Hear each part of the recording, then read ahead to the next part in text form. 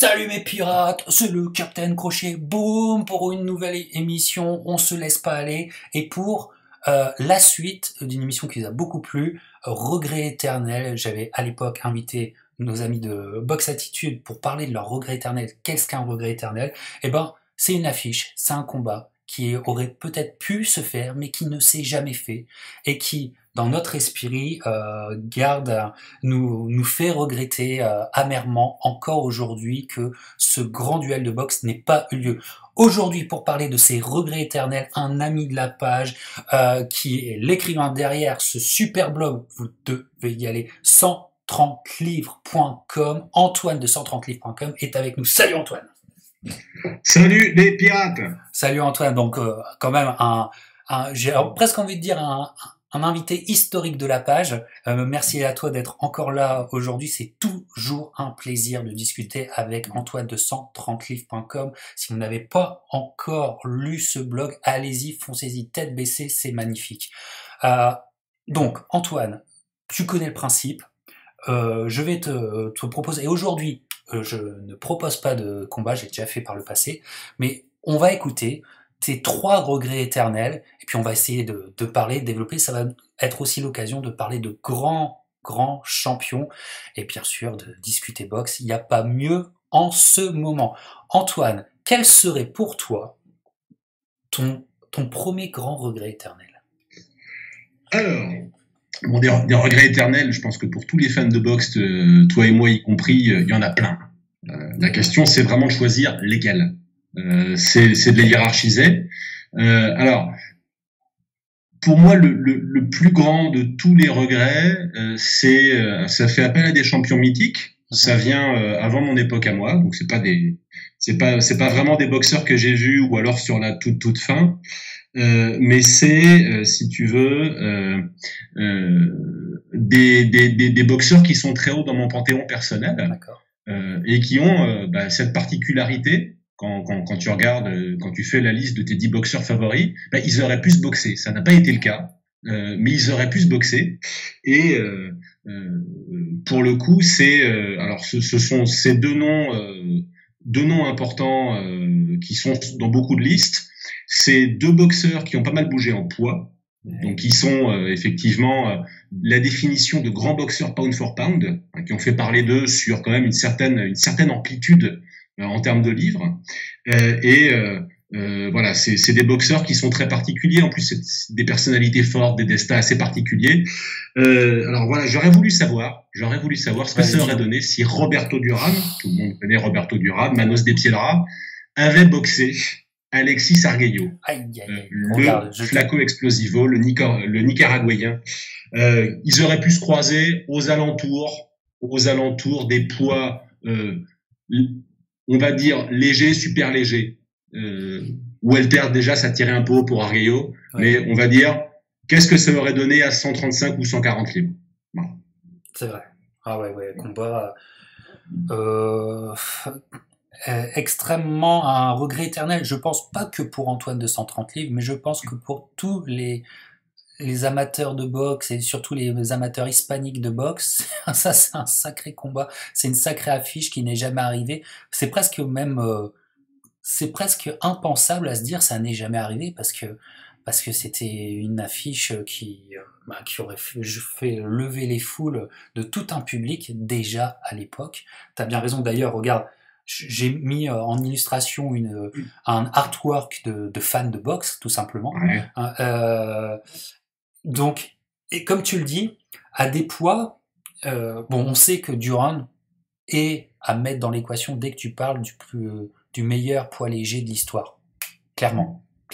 Donc on sait que il aurait oscillé dans un poids peut-être juste un petit peu au-dessus de ce poids de performance parfait qu'il avait. Comme tu dis, les super légers, tu vois ça du côté des super légers, c'est très vrai ce que tu dis. Et donc pugilistiquement parlant, si c'était arrivé, on va dire chez les super légers, et que les deux étaient à peu près à leur pic, tu vois ça comment? Alors, déjà, je vois une belle promotion parce que ces 2 champions latinos d'une dimension considérable. C'est 2 personnalités qui sont complémentaires, donc c'est un jeu intéressant. En conférence de presse, t'as Duran qui peut y aller full bad boy, qui peut y aller vraiment complètement macho, complètement. Enfin bon, on Léonard imagine s'en des souvient déclarations vraiment aux frontières du bon goût, tu vois. Enfin, Voilà. on le voit offensif, méchant. Et puis Arguello plutôt gentleman, Ouais. plutôt le type, voilà, bon, respectueux, grand seigneur, au-dessus de la mêlée, au-dessus de ça. Donc déjà, ça donne. Le combat, il commence avant le ring. Et il commence très bien. Belle opposition de style dans le trash talking, dans le. Comme les Anglais disent, deux caractères complémentaires et différents. Ouais. Voilà, totalement. Ça s'est confirmé après. Hein. Bon, Duran est resté Duran. Il est resté personnage public, mais à tenir son resto, à raconter ses histoires, etc.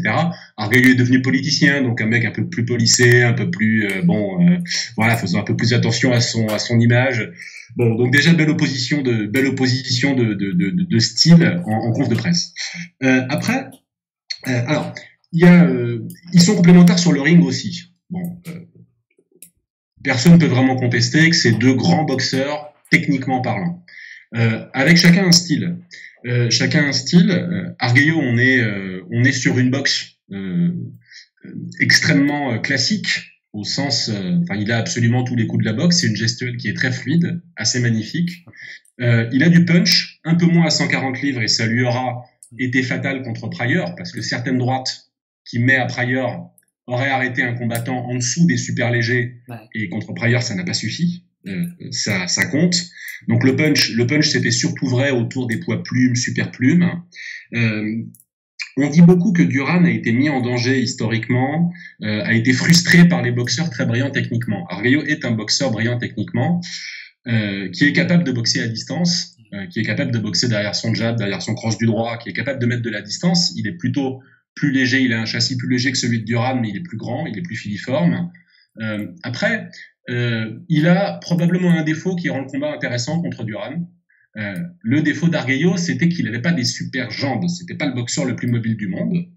C'était pas un type qui tournait inlassablement et qui aurait pu facilement garder Duran au bout de son jab. Donc forcément, il aurait dû concéder des échanges de près.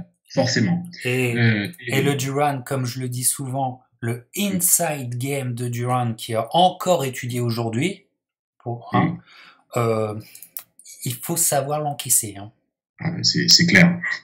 Ça aurait été furieux. Je vois en fait Duran se rapprocher au fur et à mesure du combat. L'histoire du combat est celle-là. Je vois Arguello commencer par réciter sa boxe, peut-être un peu frustré, Manos des Piedras. Et puis au fur et à mesure, surtout si tu parles en 15 rounds, supposons, faisons-nous plaisir, disons-nous que c'est un combat en 15, quoi. Bon. Voilà. Duran qui s'approche, qui aussi d'ailleurs de près l'espace à part au chat, il est pas forcément très propre. Hein. C'est parce que c'est son jeu, parce que s'il s'agit d'affaiblir un peu Arguello, alors tout est permis. Il va y aller un peu du coude, il va y aller un peu en bas, il va y aller. C'est des choses qui s'est autorisé contre d'autres boxeurs, contre lesquels il avait pu avoir un peu de mal dans les premiers rounds. Donc pour moi, ce combat, c'est une prise de contrôle progressive de Duran et probablement une victoire par arrêt de l'arbitre. Tu vois mal Arguello abandonné. Rarement aussi, il a été arrêté sur du chaos pur et dur. Souvent, ça a été l'arbitre qui a arrêté parce que, je dis ça, c'est pas qu'il ait perdu beaucoup, mais je vois bien finalement l'arbitre a arrêté les frais. Après quelques rounds de vraies lessiveuses, tu vois, disons 3-4 rounds de vraie domination de Duran vers la fin du combat. Voilà, c'est comme ça que je vois l'issue, mais je vois un combat techniquement passionnant, assez magnifique. Et puis je vois surtout Arguello lui en mettre, parce que avec là encore, peut-être d'ailleurs si tu y réfléchis, un combat plus intéressant à 135 livres qu'à 140, parce que Duran a montré qu'il pouvait prendre du poids. Il a quand même été champion à 160, ce qui est vraiment pas rien. Arguello à 140, ça tire quand même un peu en haut. Donc mettons qu'on fait le combat à 135, à mon avis, ça change pas grand-chose. Sauf que ça dure peut-être un poil plus longtemps. Je dirais, voilà, arrêt de l'arbitre entre la 12e et la 14e, quoi. Voilà. On voit à peu près la même chose. Et tu vois, c'est assez étonnant et réconfortant, c'est que dans la première émission Regret éternel, on a évoqué aussi le cas Arguello. Et je trouve que c'est un nom qui revient dans l'esprit des fans et de la nouvelle génération. C'est bien que les gens se penchent sur ce Arguello qui était un petit peu mis de côté. Effectivement, es-tu d'accord avec moi que par rapport à sa légende, si tu le compares à Duran ou d'autres, est-ce qu'il lui a pas manqué un ou deux adversaires légendaires dans son résumé pour tu sais, comment dire, amplifier sa légende au vu de l'histoire? C'est possible. En fait, il a un point commun avec Tommy Hearns, en plus de la mobilité en poids, c'est qu'il est un peu défini par ses très grandes défaites quand il réfléchit. Ah bon, Hearns, ça c'est chez Duran, d'accord, ça s'est vendu. Mais quand il réfléchit, les combats mythiques qui nous restent en tête sont des défaites côté Hearns. Elles sont sublimes, c'est des grands combats, c'est des adversaires mythiques, mais c'est des défaites. Tout à fait. Arguello, pour ceux qui n'ont pas grandi à son époque, et j'en fais partie, on est tous un peu trop jeunes pour ça, Arguello, c'est beaucoup les combats contre Pryor. Donc, ce sont des défaites. Il est défini par ça. Les combats sont magnifiques. Hein, il ne s'agit pas de le contester. Non, c'est légendaire. Mais voilà, et c'est cruel pour lui, mais il est battu. Ouais. Il est battu. Alors bon, avant ça, quand tu te penches un peu sur sa bio, voilà, si je te dis pas de bêtises, il a battu Oliveira, il a battu des grands combattants quand il est monté des petites catégories, hein, Arguello. Donc c'était grand comme il était. D'ailleurs, c'est assez impressionnant. On va parler tout à l'heure d'un autre type vraiment très très grand pour son poids. No spoilers. Donc je suis d'accord avec toi. C'est un boxeur auquel il manque peut-être un ou deux noms dans le CV. Ouais. Après, comme tu dis, il réémerge régulièrement dans les discussions et c'est intéressant de le constater. Mais, enfin, quand tu le compares par exemple à Pryor, qui lui, dont la carrière est définie par ses victoires sur Arguello sort souvent au-dessus de Pryor malgré ses deux défaites dans les discussions, parce que lui a pour lui cette histoire de pound for pound, le fait qu'il soit monté des toutes petites catés jusqu'en super léger, il a ça pour lui. Donc il lui aura manqué un petit quelque chose pour être cité dans les 10-15 plus grands. Il est plutôt dans la catégorie des 20-25 Arguello. Oui, tout à fait. J'aurais mal à te sortir une liste, évidemment, sans défaut ni discussion possible, mais je le vois plutôt dans ces eaux-là. D'accord. Très bien, bah écoute, très bon premier choix de regret éternel, évidemment. Allez, enchaînons avec, je sais que t'en as plein, mais aujourd'hui on n'en fait que 3, avec un deuxième regret éternel. Ça serait lequel? Explique-nous pourquoi. Alors, plus près de chez nous, on va changer de décor, plus près de notre époque, et plus près aussi géographiquement si tu parles de l'Europe. On va s'imaginer dans un grand stade de foot. Okay. On va s'imaginer avec 80 000 fans anglais complètement bourrés qui chantent Sweet Caroline, tu vois. On va s'imaginer vraiment dans une autre ferveur. Ouais. Peut-être au Cardiff Stadium, là, au Millennium Stadium, par exemple. Voilà. No spoilers, évidemment. Bon. On va s'imaginer avec deux champions populaires. Deux champions, parce qu'on sait toujours qu'il y a culturellement une guéguerre entre les Américains et les Anglais. Les Américains aiment bien snobber les boxeurs anglais, dire qu'ils sont bons que chez eux, etc., etc. Bon, on a affaire à deux Anglais qui ont fini par être reconnus par le public américain, assez objectivement, et deux Anglais qui restent aujourd'hui des personnages publics, qui aiment bien, qui ont d'assez grandes bouches. L'un des deux, qui aime bien faire des déclarations, qui sont d'assez bons clients pour les journalistes sportifs, on va dire ça comme ça. Il y en a un qui est commentateur d'ailleurs. Et ils auraient pu se croiser. Techniquement, ça aurait été jouable là encore. C'était jouable. Voilà, comme Duran et Arguello, ça aurait techniquement été jouable. Et c'est aussi une belle opposition de style. Quand tu y réfléchis. Jolie opposition de style là encore, avec plutôt un technicien très rapide. Et plutôt un mec du Romal qui avance comme un tank. C'est un peu réducteur des deux côtés, mais schématiquement c'est ça. Quoique le dicton de l'un était Speed Kills. Oui. Alors ça c'est une vérité en boxe. Hein. Mais bon, on parle évidemment de Chuck Alzaghe contre Carl Froch. Boum. Et voilà. Donc là, c'est vraiment ces deux figures des années 2000, voire fin des années 90. J'ai plus les dates en tête, mais c'est deux boxeurs. Pour Calzaghe, oui. Pour Calzaghe fait la jonction fin 90-2000, hein, tout à fait. Et voilà. Et c'est des boxeurs qui ont eu cette reconnaissance de la part du public US. Qui a valeur de consécration, c'est des choses qui arrivent pas si souvent que ça pour des boxeurs européens, qu'un Ordino Bali chez nous commence à acquérir et ça montre vraiment son mérite.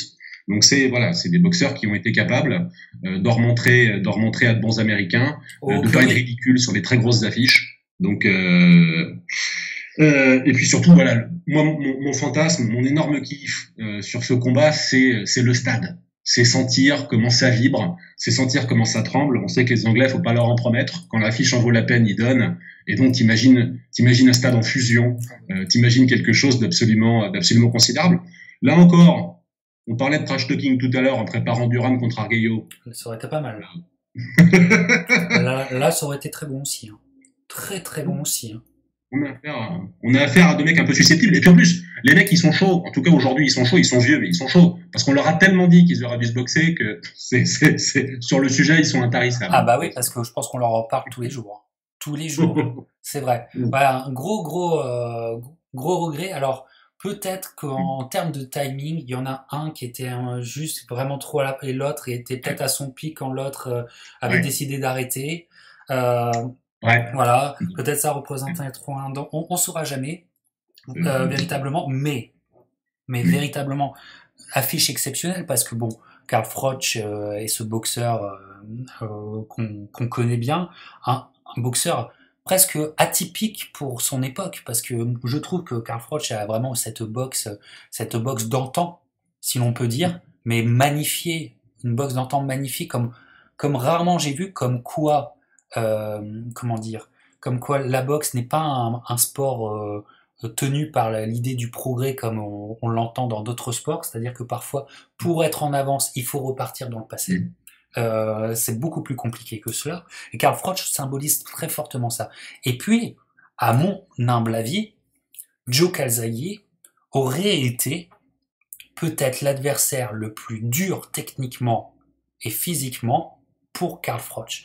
Parce que j'adore George Groves, mais Calzaghe est au-dessus de Groves. Quand tu regardes un des rares gauchers que Froch a affronté et a terrassé, Lucian Bute, qui n'était plus, enfin bref, dans un combat où Froch est destructeur, il a détruit Bute, définitivement. Voilà, qui était gaucher lui aussi.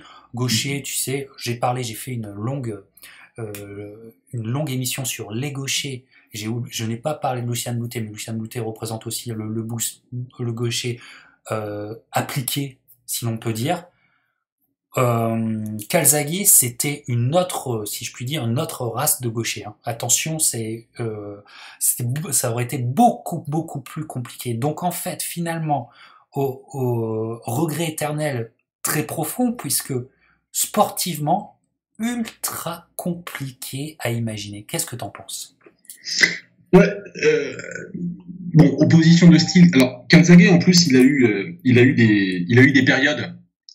Calzaghe, on l'a beaucoup dit. Le public, d'ailleurs, américain, l'a un peu titillé, l'a un peu moqué en l'appelant Cal Slappy, comme quoi il donnait plus des gifles que des coups, parce que une fois que ses mains ont été abîmées, il a dû se contenter de donner des coups modérément puissants, on va dire, parce qu'il donnait beaucoup de coups. Il y avait du volume chez Calzaghe. Sur la fin de sa carrière, c'était plus il jouait plus à la touche, on va dire, qu'à la défense. Et d'ailleurs, pour rebondir tout de suite, parce que tu dis exactement ce qu'il faut, un combat où l'arrêt de l'arbitre est totalement frustrant, parce que son adversaire est encore conscient, enfin, il est pas touché brutalement. C'est un boxeur que j'aimais bien parce que c'était un boxeur très honnête qui avait fait The Contender.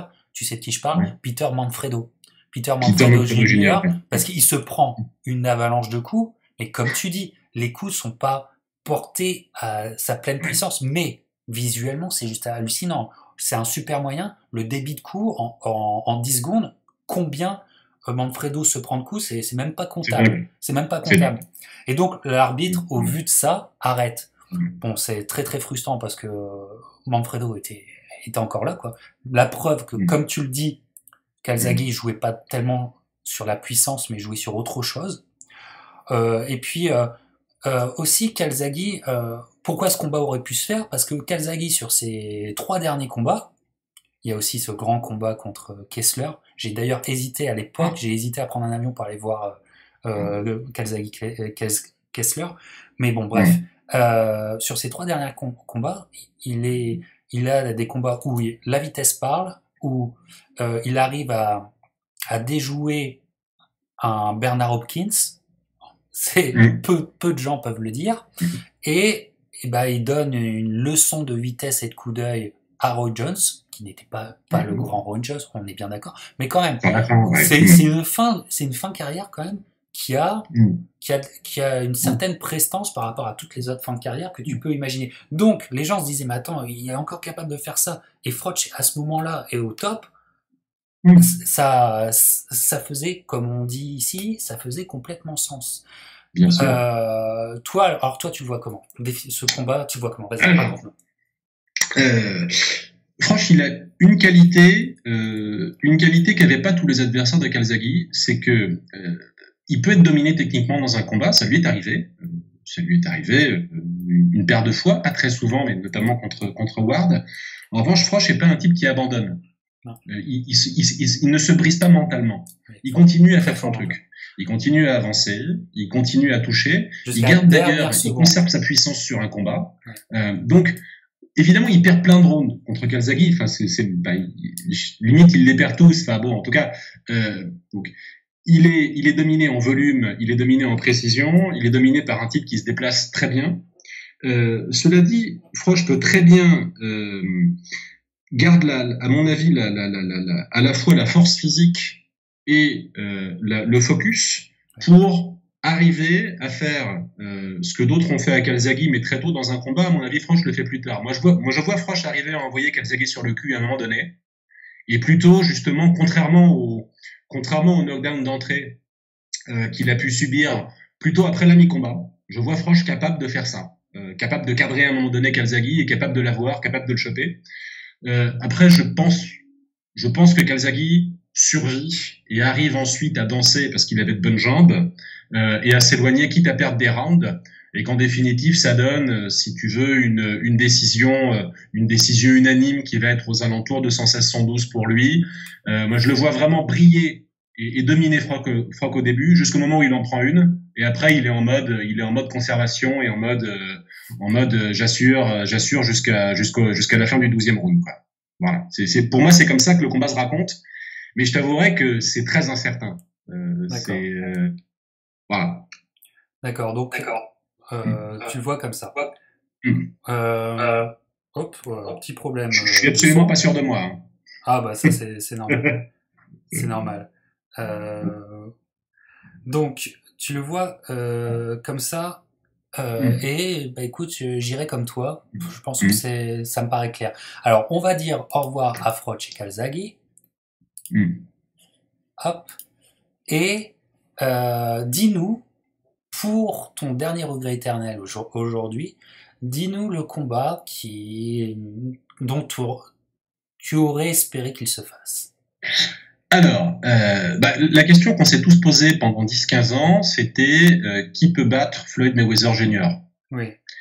Et une question et un nom qui revient de manière, je dirais, récurrente quelque temps après sa retraite définitive, ou qu'on imagine définitive, c'est un adversaire super atypique qui, pour le coup, avec lequel le combat n'a pas pu se faire. Là encore, c'est un combat qui techniquement aurait pu se monter. À un certain moment, pour imaginer ce qui aurait pu battre Floyd, alors on a imaginé, je sais pas moi, de le confronter dans sa catégorie de poids, je sais pas, à un Pokémon, à Bruce Lee, à un robot, à tout ce que tu veux. Bon, on est tous d'accord pour dire qu'il aurait sans doute fallu quelqu'un avec des caractéristiques un peu particulières, pas l'ordinaire des boxeurs, parce que Floyd, tu le bats pas en technique, non monsieur.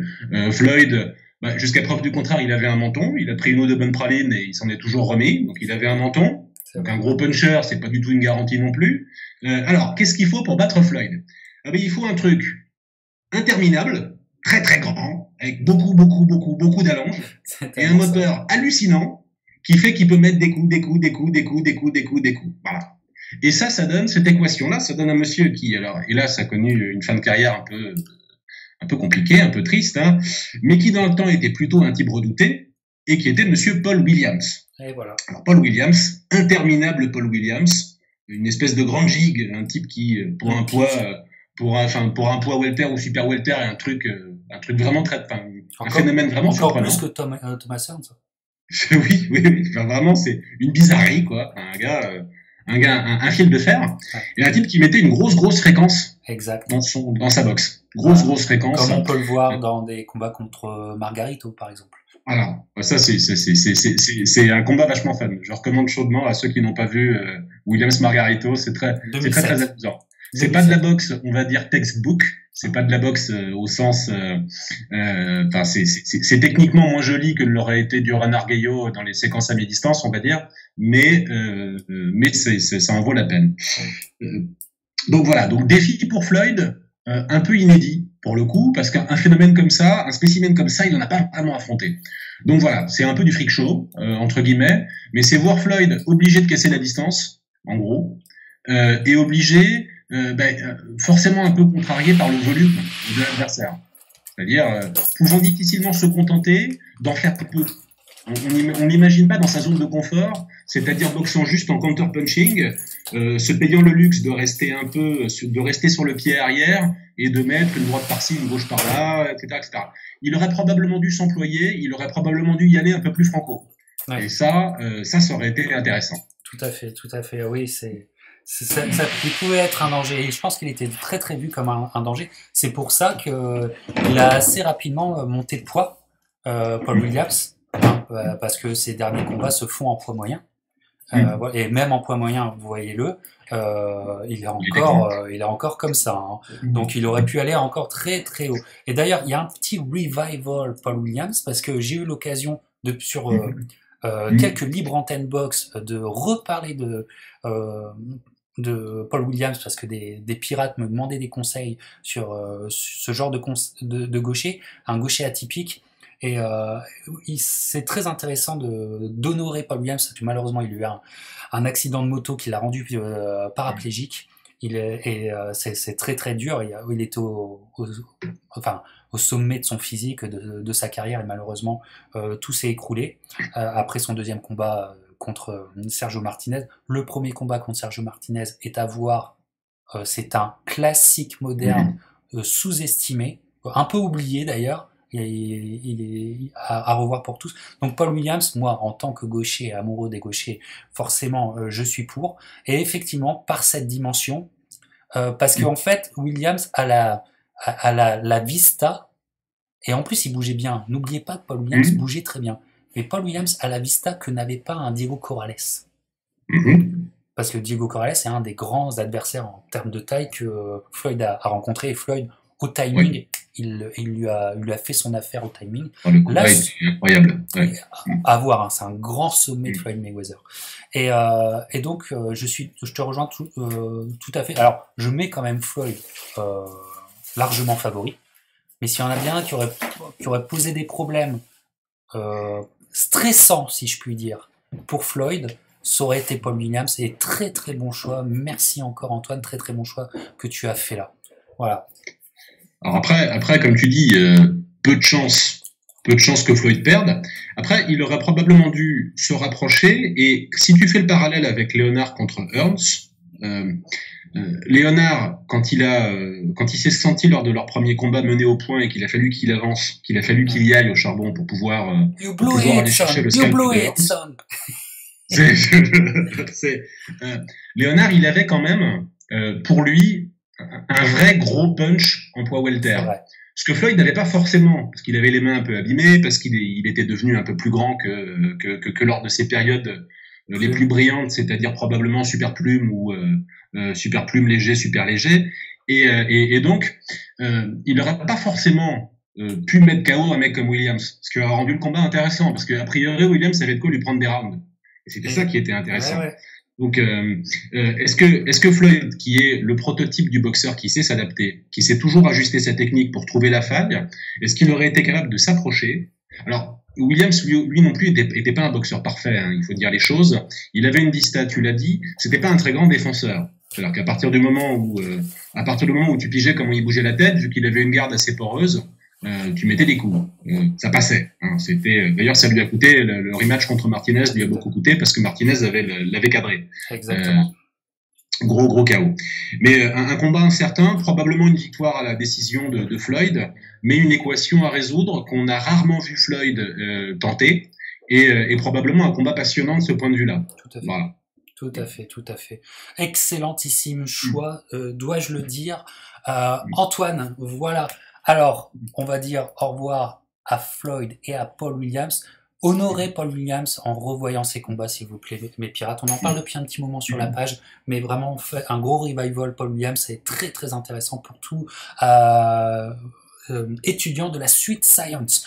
Voilà, et ben écoute, merci pour tes choix, Antoine. Antoine, qu'on retrouve sur 130 livres. Jetez un coup d'œil, allez vous abonner à ce blog 130livres.com. Le lien est dans la description. Allez vous y jeter. Antoine, c'était vraiment un super moment. Merci encore à toi. Et puis nous les pirates, on se revoit très très prochainement pour de nouvelles aventures. Ciao les pirates. Salut les pirates.